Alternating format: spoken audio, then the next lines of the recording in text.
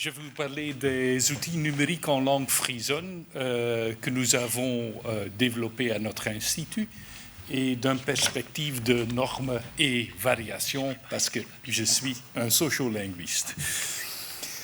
Je commence avec quelques informations de base sur la langue frison, le frison, la province et notre institut. Et après, je vais introduire les outils numériques de la Frisk Académie, leurs caractéristiques, le point de vue normatif qu'on a utilisé et aussi les utilisateurs cibles. Après, je vous raconte brièvement notre priorité pour le futur et une petite conclusion. Bon, le frison, et vous voyez, j'ai mis les frisons, parce qu'il y a plusieurs frisons. Il y a le frison du Nord, qui est parlé, le numéro 1, tout en haut en Allemagne et au Danemark, sur les îles. Il y a le frison de l'Est, c'est le numéro 2, et il y a le frison de l'Ouest, ou le frison occidental, qui est parlé aux Pays-Bas. Et aujourd'hui, je parle seulement du vrai frison, bien sûr, le frison occidental, mais je dis seulement frison. C'est la pratique, en effet, dans le monde linguistique de le faire comme ça. Bon, la Frise, c'est la province. Il y a plus ou moins 650 000 habitants. Et les ressources économiques les plus importantes sont l'agriculture et le tourisme. Le frison est la deuxième langue officielle en Frise, après ou à côté du néerlandais. Et pour 60% des habitants, le frison est la langue maternelle. Et ça se trouve Friesland en haut droite et la capitale, c'est Leeuwarden, c'est où l'institut se trouve. Il y a 3 grands groupes de dialectes pour le frison.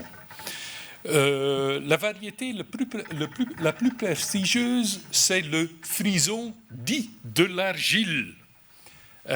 Pourquoi de l'argile? Parce que c'est un terrain en argile où il y a tous les agriculteurs. Il y a 2 autres variétés, le frison dit des bois et le frison du sud-ouest. Mais ce frison dit de l'argile, ça c'est la base pour la norme. Et je vais voir, il y a un petit... Non, il n'y a pas de lumière. Le province. Aux Pays-Bas, on a 12 provinces. Et une de ces provinces, c'est Friesland. Tout le monde dit Friesland, aussi en néerlandais, même les ministres, mais le nom officiel, c'est Friesland, en frison. Et il y a 11 autres, et les provinces ont 7 tâches principales. Et il y a seulement le 6e qui dit quelque chose peut-être autour des langues, c'est l'infrastructure culturelle et l'entretien des monuments. Tu dis, ce n'est pas beaucoup qu'ils ont à dire, mais heureusement, il y a des choses, une tâche supplémentaire. Et ça, ce n'est pas la bonne ordre, c'est ma faute. Quelle est la tâche supplémentaire en Frise? Dans un accord administratif entre le gouvernement et la province, la responsabilité pour la langue frisonne est partagée entre l'État et la province. La province doit aussi encourager et subventionner l'utilisation du frison dans l'éducation. Et troisièmement, et c'est une tâche supplémentaire assez récente, ils sont capitaines de navire, taalskipper en frison. Capitaine de navire, le navire de langue, le frison. Et c'est publié en décembre 18. J'en reviens plus en détail sur ces 2 choses demain. D'où vient, c'était le page que j'ai skippé, que je n'ai pas parlé, c'était d'où vient la responsabilité, mais ça, vous connaissez. On va voir qu'est-ce que la province a fait les décennies passées en termes de codification.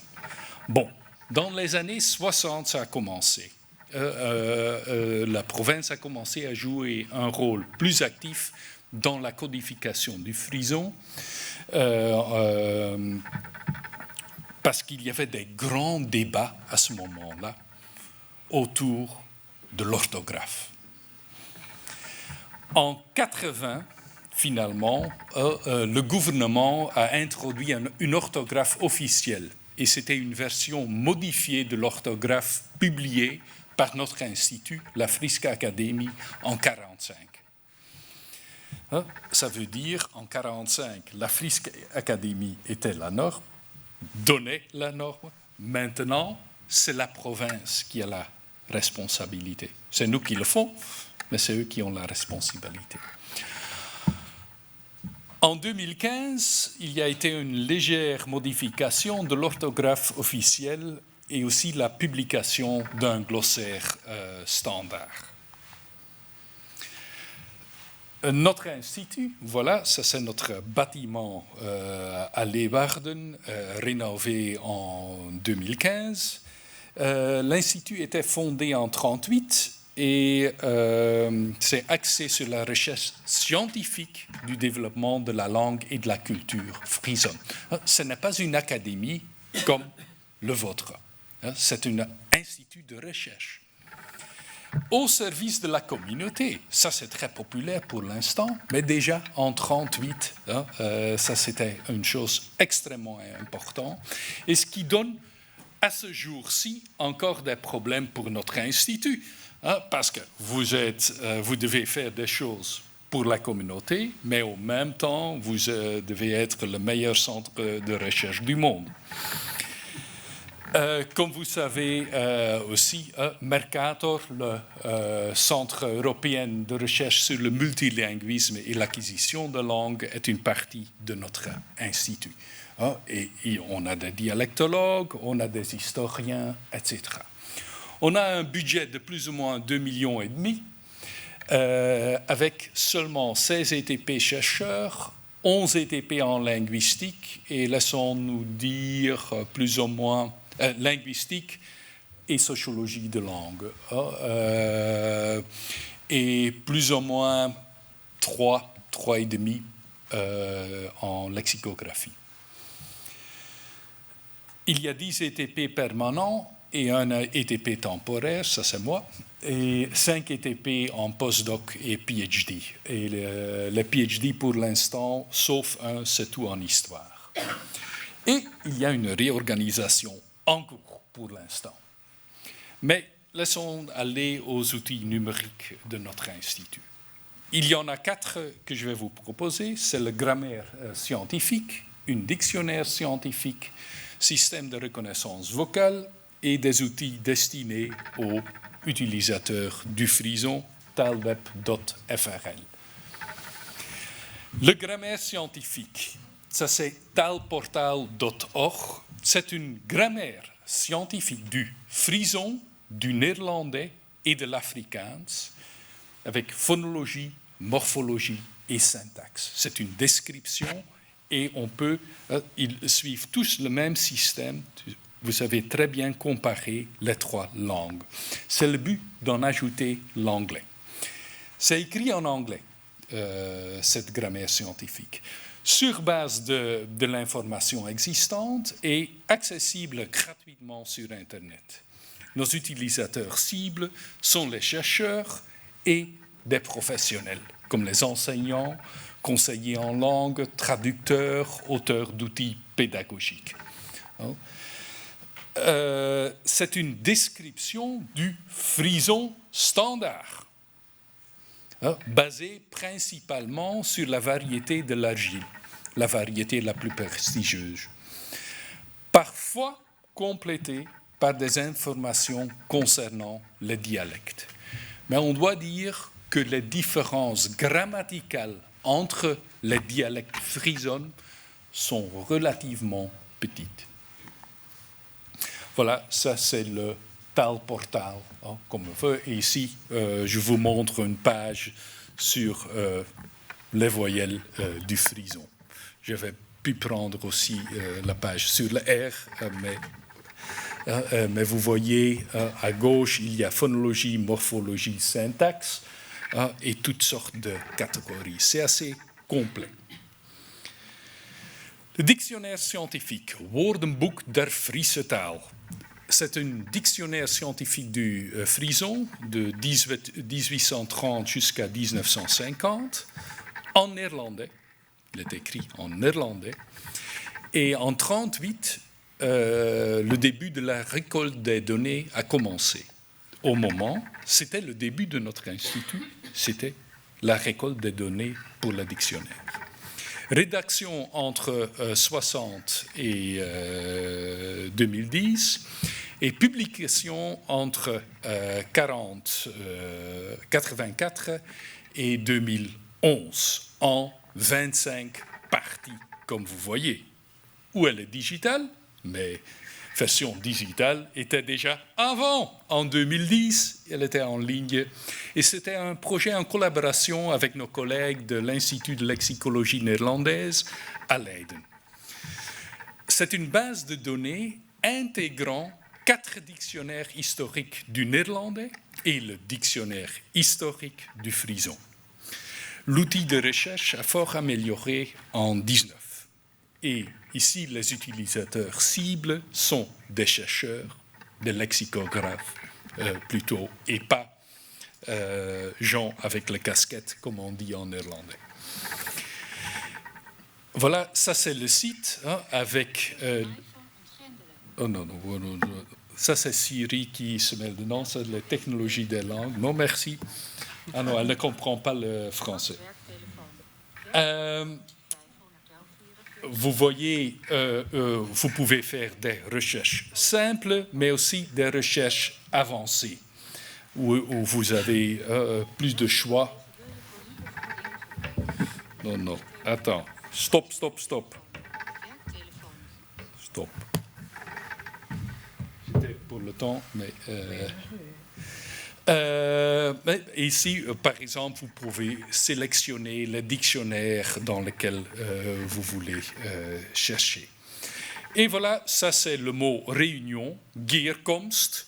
C'est un mot qui est surtout utilisé dans notre institut et à la province, parce que le mot que le frison normal utilise, c'est vergadering, qui est un mot emprunté et un petit peu adapté du néerlandais vergadering. Mais ici, il y a geerkomst. Reconnaissance vocale, ça c'est le projet FEM, et l'origine du projet était une question pratique. Le développement d'un outil de recherche dans l'archive sonore du radiodiffuseur frison pour avoir accès aux enregistrements. 2600 heures. On avait besoin d'un système de reconnaissance de la parole bilingue néerlandais-frison, parce que les 2 langues sont utilisées dans les enregistrements, dans les diffusions.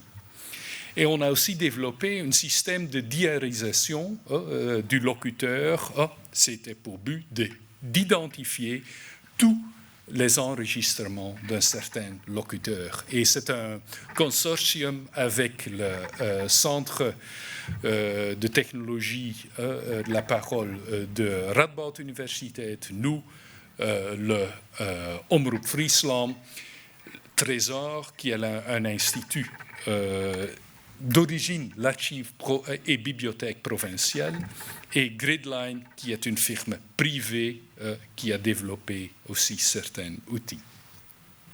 Utilisateurs cibles, il y a 3 groupes, journalistes et producteurs de Omroep Friesland, avec un accès interne. Tout le monde, accès restreint à la bibliothèque provinciale. Vous ne pouvez pas l'accéder de votre maison. Et des chercheurs, et si vous êtes chercheur, vous pouvez faire le login avec Clarin Account, un account européen. Moteur de recherche en 2 langues, ça veut dire, si vous cherchez en frison, vous trouvez les enregistrements de ce truc en frison et en néerlandais. Si vous cherchez un mot en néerlandais, vous trouvez le mot en néerlandais, mais aussi le mot équivalent en frison. Et c'est assez simple, l'interface qu'on a fait. Mais ça peut devenir beaucoup plus compliqué. Ici, j'ai fait une petite recherche sur le mot Gearkomst. Je trouve plus que 350 enregistrements. Et vous voyez toutes sortes d'informations sur l'enregistrement, sur les locuteurs, mais je peux aussi faire un download de l'audio, d'écouter et aller même directement aux mots dans l'enregistrement. Taalweb.frl, ça c'est le 4e que je vais vous proposer. Et le but de ce projet-là, c'est l'aide à la rédaction en frison. Parce que les frisons, il y a plus ou moins 450 000 locuteurs, mais laissons-nous dire qu'il y a 50 000 qui disent qu'ils savent lire et écrire en frison. C'est financé par la province et notre institut, avec Gridline, une société privée, et de nouveau Radboud University Nijmegen. Et c'est en ligne depuis janvier 2015. Oui, l'interface, ce n'est pas le plus attractif, je trouve, mais, et bien sûr, c'est en frison, mais il y a 6 modules. Il y a le glossaire standard, il y a un correcteur orthographique en ligne, il y a la traduction automatique néerlandais frison et vice-versa, il y a un portail des dictionnaires, on peut téléchargement d'outils, les correcteurs d'orthographique pour tous les systèmes plus ou moins, et il y a aussi une guide orthographique. Pourquoi est-ce qu'on a fait cette glossaire standard? Il y avait beaucoup d'incertitudes sur l'orthographie correcte. Et combien de temps est-ce que j'ai encore? 5 minutes. Vous voyez quelques exemples. Je vous donne une. Hugh the Day avec tiret ou Hugh the Day comme en anglais, sans tiret, avec des espaces ou en un mot. Mais les gens ne savent pas, c'est aujourd'hui le mot, mais le correct, le mot standard, l'orthographie correcte ici, c'est avec les tirets.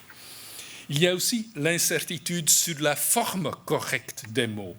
Est-ce que c'est Ansten, Ansen, Ansens, Ansent, Anstons, Anstoens? Ce sont tous des formes que vous trouvez en frise, mais pour tout à l'heure, mais le mot standard est Anset. Et aussi pour des variantes régionales comme brane, brûlé, qui a différentes variantes dépendant des dialectes. Et voilà, les gens veulent du certitude, on vous dit, ça sont les mots.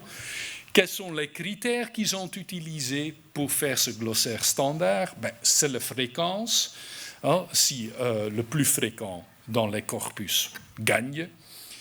Ce sont bien sûr des lexicographes qui prennent des décisions. La tradition dans les dictionnaires et les manuels, c'est aussi important. C'est pour ça qu'on a Rjocht avec O et pas avec U. Distance maximale par rapport au néerlandais. On aime se distancier du néerlandais. Il y a 2 mots en compétition pour jaune en frison, geel et geel, geel, mais le mot en néerlandais c'est geel. On va prendre geel. C'est plus différent.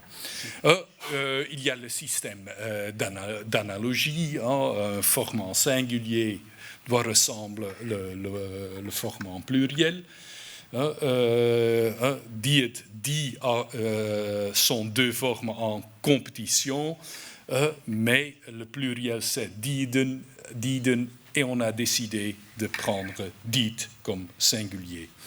Et aussi, l'étymologie joue un rôle, par exemple, apothèque et apthèque. Et là, on a décidé de prendre apothèque pour la région d'étymologie, mais si vous prenez le critère de distance, vous devez prendre apthèque, parce que le mot en néerlandais, c'est apothèque aussi. C'est toujours un choix un peu difficile. Quel était le but? Ne pas imposer de normes strictes, mais proposer une liste de formes préférées et de variantes acceptées. On fait du proscription. Indiquer aussi que les variantes sont également du bon frison. Et fournir un outil aidant à la rédaction du frison. Utilisé dans le correcteur orthographique. Ça, c'est le téléphone qui dit combien de temps que j'ai encore. 2-3 minutes. Oui. Ce correcteur vérifie à 3 niveaux, faute d'orthographe et faute de frappe, néerlandisme et variante validée. Et vous voyez ici, et on ne le voit pas maintenant parce que je suis dans le PDF, mais tu peux corriger pour les 3 et il fait des suggestions. Par exemple, ici, il y a le mot berjeugd. Il dit c'est une variante. Il ne dit pas c'est incorrect, non, c'est une variante. Et le mot dans le standard Wörtli, c'est berjeugd. La traduction automatique, c'est une traduction automatique statistique avec un corpus parallèle bilingue et traduction de textes frison en néerlandais et vice-versa, composé de plus ou moins 2 millions de mots. Ce n'est pas très grand, voilà. Je ne vais pas, il y a de temps en temps encore des problèmes. S'il ne sait pas trouver une traduction, il met le mot en rouge en frison. Mais par exemple, il y a le mot schietpartij qu'il traduit bien en singulier, mais pas bien. Il ne sait pas le traduire en pluriel, parce que ce n'est pas dans le dictionnaire déjà, ou dans le corpus. Finalement, le portail des dictionnaires, il y a une recherche simultanée dans 4 dictionnaires traditionnels, datant des années 80 et jusqu'à 2008, un dictionnaire juridique, un dictionnaire frison-frison et les 2 dictionnaires de traduction. Et vous pouvez chercher dans tout en même temps, mais celui-ci est moins proscriptif. C'est encore les anciens dictionnaires et pas adapté à l'orthographie. Ici, il y a un exemple, mais tu peux trouver tous les exemples dans les bases de données sont publiés pour le mot vache ici. Quels sont nos priorités? Ça sont les produits. Quelles sont maintenant nos priorités pour l'avenir ou pour aujourd'hui? C'est le dictionnaire néerlandais frison en ligne qu'on est en train de faire, de rédiger. Une amélioration de la traduction automatique. Une amélioration de la reconnaissance vocale, plus performante et plus rapide, mais aussi une version portable et standalone pour l'utiliser dans un robot aide à la santé. Et également une infrastructure numérique intégrée avec toutes les données et outils pour les frisons, accessibles aux chercheurs et développeurs. Conclusion, on a beaucoup à faire, beaucoup de travail à réaliser, et on cherche des collaborations nationales et internationales, notamment au niveau technique et du développement d'outils et d'infrastructures. Et on a aussi besoin d'un coup de pouce financier substantiel de l'État et de notre province pour fournir aux frisons les armes numériques nécessaires. Merci.